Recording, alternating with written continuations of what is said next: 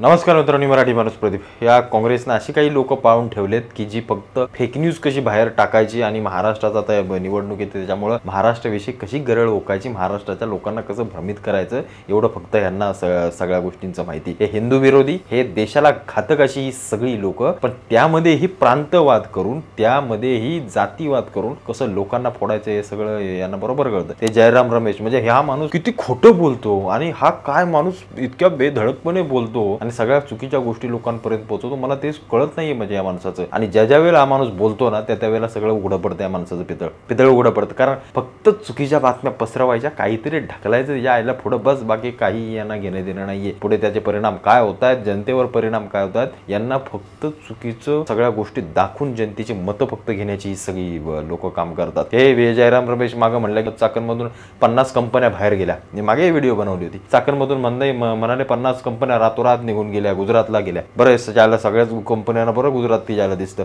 आता त्याच 50 कंपन्यांमध्ये महिंद्रा अँड महिंद्रा सारख्या कंपनीने एक पत्रक काढलं आणि यांना पाठवलं की आम्ही असं कुठेही गेलेलो नाहीये किंवा आम्ही असं कोणतीही गोष्ट केली नाही, उगाच काहीतरी थापा मारू नका। हे झाल्यानंतर त्या नागपूरमध्ये म्हणतात की ती रेन्यू एनर्जी नावाची कंपनी आहे, ती कंपनी देखील निघून गेली। त्यांनी देखील पत्रक काढलं की हे ज्याला काहीतरी बोलणार माणूस, हे काहीतरी पसरवणार, हे रातोरात म्हणले 50 कंपन्या निघून गेल्या। असं जाते का कुठं रातोरात? म्हणजे आज सांगितलं की उद्या गायब झाल्या तिथून जागेवरून, आणि आमची लोक आळ्या बघा ये ते जाते ते गुजरातला जाते, जे ते जाते ते गुजरातला जाते। आपल्या लोकांना हेच समजत नाहीये की इतक्या वर्षामध्ये जर सगळंच गुजरातला गेलं असतं तर महाराष्ट्रात देशामध्ये अव्वल राहिलाच कसा असता। म्हणजे ज्या मोदींना जर सगळंच गुजरातला पळवून न्यायचं असतं तर 2014 साली सत्ता आल्यास 2024 आहे, आज 10 वर्ष झाली। 10 वर्षामध्ये मी म्हणतो महिन्याला एक जरी कंपनी घेऊन गेले ना तरी अख्खा महाराष्ट्र आपला कोरडा पडेल। एवढ्या दिग्गज कंपन्या आपल्याकडे, त्याचं सगळ्या गुजरातला गेल्या तर अख्ख्या देशाचं लक्ष गुजरातमध्येच लागलं असतं ना। म्हणजे कुठं दिसत नाहीये महाराष्ट्र आजही अव्वल आहे, महाराष्ट्र दिवसेंदिवस अव्वलच होत चाललाय, महाराष्ट्र दिवसेंदिवस सगळ्या बाबीने पुढेच निघत चाललाय। याचं कारण काय? याचं कारण फक्त एकच, कारण औद्योगिकरणाची सगळ्या गोष्टींची महाराष्ट्राला मिळणारी पसंती सगळ्यात महत्त्वाचं आणि मुख्य प्रामुख्याचं कारण आहे। आता इथे जयराम रमेश, ते टाटा एअरबस ची कंपनी असो, टेक्सटाईलच्या कंपन्या असो, ते तुमचं वेदांता फॉक्सकॉन असो, गेलं म्हणाले सगळं गुजरातला गेलं। कधी अरे बाबा थांब, जरा ऐकून घेत जा, काय आहे काय नाहीये त्याची माहिती घेत जा। बरं हे जयराम रमेश मराठी भाषेचा अभिजात दर्जा मिळण्यासाठी जी काँग्रेसनं जे काही 60 वर्षात केलं ते काय प्रयत्न केले ते आम्हाला माहीत नाहीये। म्हणजे यांना मराठी भाषेला अभिजात दर्जा मिळाला त्याचं देखील सुखदुःख नाही आहे ना, काही घेणं देणं नाहीये। 60 वर्षाच्या काँग्रेसच्या सत्तेमध्ये का नाही देऊ शकलात तुम्ही? तुमच्या काँग्रेसचे राष्ट्रवादीचे इथले सगळे आमदार मंत्री संत्री तुमच्या हातात महाराष्ट्राची सत्ता, देशाची सत्ता असताना मग का नाही तुम्ही मराठी भाषेला अभिजात दर्जा दिला? मग ज्या लोकांनी आज नरेंद्र मोदींनी आणि राज्यातल्या देवेंद्र फडणवीस साहेबांनी या सगळ्यांनी आज त्या सगळ्या गोष्टी मिळून केल्या,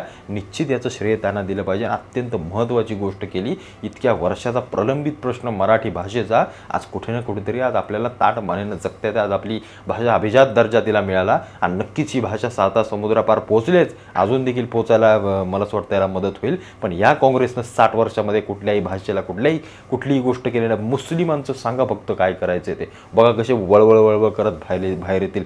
वक्फ बोर्डाला सांगा कसे करोडो रुपये पोहोचवायचे, जमिनी कशा घशात घालायच्या, बघा कसे लगेच चालायला लागतात आणि लगेच ताकद येते त्यांना। असल्या गोष्टी करण्यासाठी काहीही यांना घेणं देणं नाहीये। हे जयराम रमेश ज्या टाटा एअरबस आणि त्या सगळ्या कंपनीचं नाव घेतात ना, ती कंपनी त्यांच्या श्वेतपत्रिकेतून सांगते की जेव्हा यांचं सरकार होतं, या मवियावाल्यांचं, या उद्धव ठाकरे जेव्हा मुख्यमंत्री होते तेव्हा यांनी दिरंगाई केली, यांनी प्रत्येक गोष्टीत आम्हाला हे मागं खेचण्यात आलं, कोणत्याही गोष्टीची मदत केली नाही। हे कंपनीवाले सांगतायत, हे कंपनीवाले ते टेक्सटाईल कमिशनरची सगळी लोक ती तात्पुरती दिल्लीला गेले आणि हा माणूस म्हणतो गेली कंपनी सगळी लगेच रातोरात गेली, निघून गेले इथून। वेदांता फॉक्सकॉन त्यांनी देखील सांगितलं की आम्हाला साजेस आणि पुरेसाची या कुठलीही गोष्ट आम्हाला महाराष्ट्रात मिळाली नाही। आणि तर शरद पवार देखील असं म्हटले होते की फॉक्सकॉन कंपनी ही मला निराधार वाटते, तिचं काय मला भविष्य दिसत नाही, इथं महाराष्ट्रात गुंतवणूक करून ती फक्त जागा अडवून राहतील। ती कंपनी गुजरातमध्ये देखील त्यांनी कुठला सामंजस्य करार केला नाही, तिथे देखील त्यांच्या सगळ्या गोष्टी अमान्य झाल्या किंवा तिथे देखील त्यांना करता नाही आलं। त्यांची पहिली पसंती महाराष्ट्रातच आहे, कारण महाराष्ट्र हे प्रत्येक गोष्टीनं प्रगत आहे। तिथले रस्ते असो, दळणवळण असो, इथली प्रत्येक सुविधाही त्यांच्यासाठी महत्त्वाची असते। त्याच्यामुळे जर सगळंच गुजरातला न्यायचं असतं ना तर आतापर्यंत किती कंपन्या गेल्या असत्या गुजरातला। आम्ही काहीही भ्रम करतोय, आम्ही काहीही जनतेच्या डोक्यामध्ये टाकतोय, आम्हाला घंटा काय माहीत नाही, आमच्या इथं किती कंपन्या आहेत, कधीतरी एखादा RTI टाका आणि RTIच्या सगळ्या माहितीतून महाराष्ट्रामध्ये किती कंपन्या काम करतात ना आणि किती उद्योग मला असं वाटतं निर्माण होतात उद्योग, याची सगळ्याची लिस्ट काढा आणि किती लोक भारतातली काम करतात याची जरा माहिती घ्या. त्याच्यानंतर आपल्या सगळ्या गोष्टी मला असं वाटतंय अभ्यासपूर्वक करून बोलत जा. उलट आपला महाराष्ट्र सेमीकंडक्टरच्या याच्यामध्ये अग्रेसर ठेवला आहे, या सगळ्यात महायुतीच्या सरकारनं अग्रेसर ठेवला आहे. सगळ्यात ख्यातनाम टॉवर सेमीकंडक्टर नावाची कंपनीने 84,000 कोटींची गुंतवणूक केली आहे. RRP इलेक्ट्रॉनिक्स आपल्या नवी मुंबईमध्ये आपल्या मोठं MIDC औद्योगिक क्षेत्र आहे, तिथं त्यांनी चालू देखील काम केलं आहे. आज सगळ्या गोष्टी सेमीकंडक्टरच्या महाराष्ट्रामध्ये तयार होत आहेत. महाराष्ट्र अग्रेसर होतोय या सगळ्या गोष्टींमध्ये. आता सेमीकंडक्टर हे ज्याला तुम्हाला सगळं समजावून सांगायचं तर जा जरा गुगलवरती त्या सगळ्या माहिती बघा की सेमीकंडक्टर कशासाठी लागतो. तो जर आपल्या भारतात बनला, महाराष्ट्रात बनला तर आपल्याला त्याचा फायदा काय, या सगळ्या गोष्टी जरा पहा. नुसतं काहीतरी कानात इकडून घुसतं तिकडून बाहेर निघतं, आम्ही फक्त तेवढंच घेऊन बसतो. आम्हाला कोणत्याही अभ्यासाची आणि कुठल्याही गोष्टीची मला असं वाटतं आम्हाला त्याची जाणीव नाही ना, आम्हाला ती करण्याची इच्छाही नसते. बस फक्त ह्याचं ऐकलंय ना, त्या जयराम रमेशने सांगितलंय ना, तो तिच्याला काही का सांगेना मग ते आमच्यासाठी खरंच प्रत्येकाचं असंच असतं म्हणा, त्याच्याबद्दल काही वावगं नाहीये. पण आज महाराष्ट्र या सगळ्या गोष्टींमध्ये अव्वल आहे आणि अव्वल नेण्याचं काम ही सगळी लोक करतात. त्याच्याबद्दल यांना त्याचं श्रेय देणं सगळ्यात महत्त्वाची गोष्ट आहे. आता काही या 1-1.5 वर्षामध्ये महाराष्ट्रामध्ये तुम्ही छत्रपती संभाजीनगरमध्ये घ्या, तुम्ही पुण्यामध्ये घ्या, चाकणमध्ये घ्या, उत्तम अशा कंपन्या कित्येक मोठ्या मोठ्या गुंतवणुकी घेऊन इथं आलेत. तुम्ही अथर्व एनर्जीची म्हणजे इलेक्ट्रिक गाड्यांची कंपनी घ्या, तुम्ही टोयोटोची आपली किर्लोस्कर याची कंपनी घ्या, तुम्हाला सांगतो JSW रिन्युएबल एनर्जी जे काही इलेक्ट्रिक गाड्या बनवण्याचं, स्कोडा व्हॉल्क्सवॅगन, या सगळ्या मोठ्या मोठ्या दिग्गज कंपन्या कित्येक हजारो कोटींची गुंतवणूक महाराष्ट्रात करतायत, आपल्या शहरांमध्ये करतायत. कधीतरी त्याचा लेखाजोखा घ्या, कधीतरी ते जाऊन पहा. कोणतीही गोष्ट अशी गुजरातला जात नाही. महाराष्ट्र हे फक्त आणि फक्त उत्तमरित्या उद्योगासाठी सर्वात उत्कृष्ट राज्य आहे हे कित्येक जागतिक दर्जाच्या लोकांनी देखील सांगितलंय.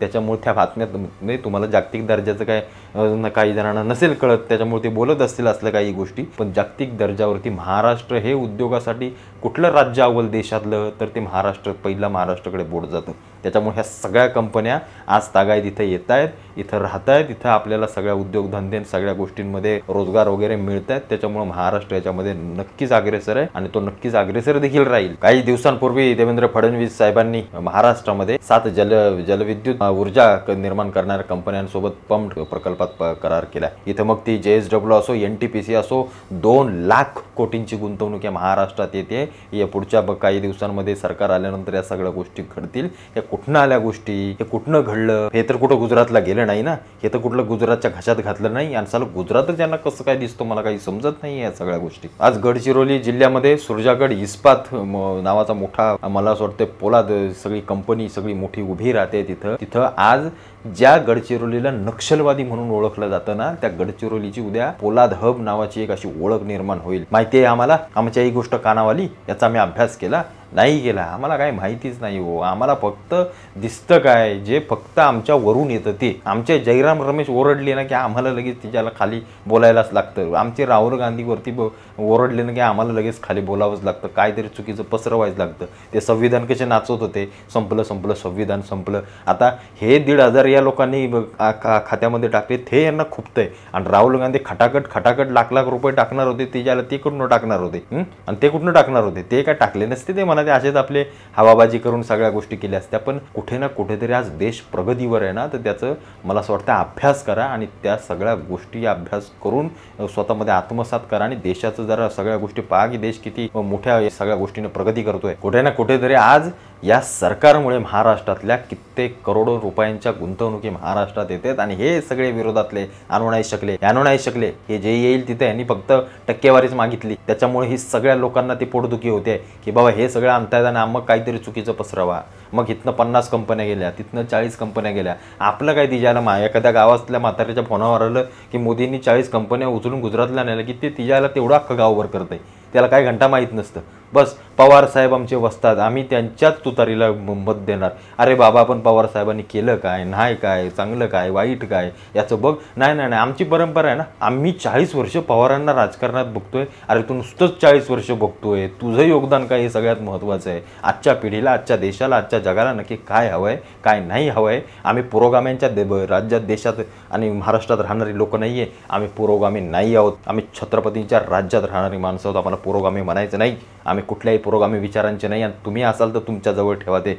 पण या सगळ्या लोकांची पोटदुखी आहे ना, फक्त बाकीचे करतायत, दुसरे करतायत, समोरचं सरकार करतंय म्हणून होतंय, आणि चुकीचं काहीतरी फक्त पसरवायचं आणि या लोकांना सगळं भ्रमित करायचं. पण असं सरकार महायुतीचं मला असं वाटतंय असणं राज्यामध्ये फार महत्त्वाचं आहे. मी सपोर्ट करतो त्या गोष्टीला, पाठिंबा देतो, कारण हे हिंदूंचं सरकार आहे, हे विकासाचं सरकार आहे, हे आपल्या महाराष्ट्राला पुढे घेऊन जाणारं सरकार आहे. यांच्यासारखं ओरबाडून खाणाऱ्याचं नाही आहे. त्याच्यामुळे असल्या कुठल्याही भूलथापांना बळी पडू नका. माझं तुम्हाला आव्हान आहे बाबांनो, एक गोष्ट लक्षात ठेवा, मी पोट तिडकीनं प्रत्येक व्हिडिओ माझी यांच्या विरोधात असते. तुम्हाला असं वाटतं की मी पैसे घेतो आणि मी सगळ्या गोष्टी करतो, पण बाबांनो, मी पैसे घेत असतो तर मग मी अगदी सनसनाटीने सगळ्या गोष्टी आरोपाच्या करत बसलो असतो. पण मी पैशा खातर नाही बोलत, मी पोट तिडकीनं बोलतोय, मी माझा जीव तोडून बोलतोय. कारण की लोक आपल्यासाठी घातक आहेत, हे आपल्या धर्मासाठी घातक आहेत, ते प्रत्येक गोष्टीसाठी आपल्या घातक आहेत. बाबांनो, तुम्ही याचा बारीक अभ्यास करा. माझ्यावर टीका होते, सगळ्या गोष्टी मी ऐकतो, मी सगळ्या गोष्टी पाहतो. मला कोण कोण काय बोलतंय हे बाकीचे, हे लगेच उद्धव साहेबांचे इकडचे तिकडची लोक, मला मी पाहत असतो या सगळ्या गोष्टी. मी उत्तर त्यांना देत नाही, कारण मी काही हे करत नाहीये. पण सगळ्यात महत्त्वाची गोष्ट म्हणजे